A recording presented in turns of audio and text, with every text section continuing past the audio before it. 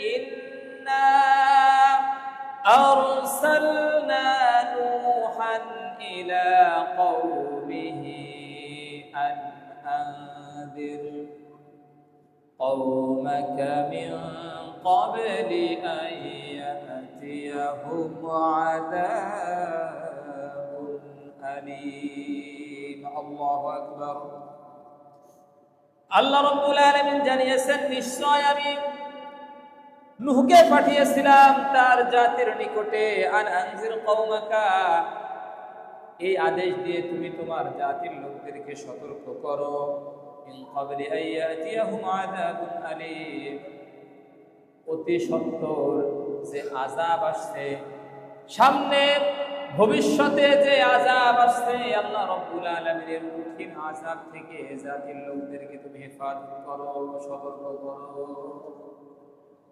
নূহ আলাইহিস সালামকে দুনিয়াতে পাঠানোর উদ্দেশ্য ছিল এটা, তার জাতির লোকদেরকে সতর্ক করা।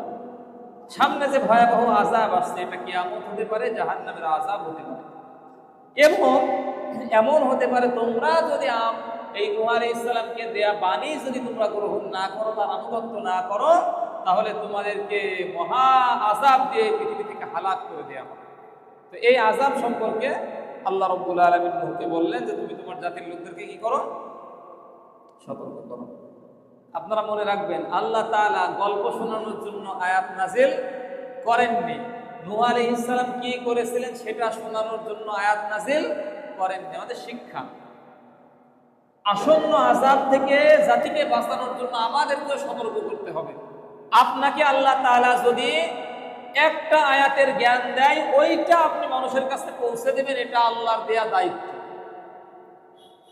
আপনি যদি জানেন আপনার রব আল্লাহ, আপনার নবী মুহাম্মদুর রাসূলুল্লাহ, আপনার দ্বীন ইসলাম, এটা মানলে শান্তি, কল্যাণ, দুনিয়া আখিরাত উভয় জগতে, না মানলে উভয় জগতে অশান্তি, জাহান্নামের শাস্তি ভোগ করতে হবে, এটা যদি আপনি জানেন, এই দাওয়াতটা প্রত্যেক মানুষের কর্ণকুহরে পৌঁছে দেয়া আল্লাহর পক্ষ থেকে দেওয়া দায়িত্ব। বুঝতে পেরেছেন তো সবাই?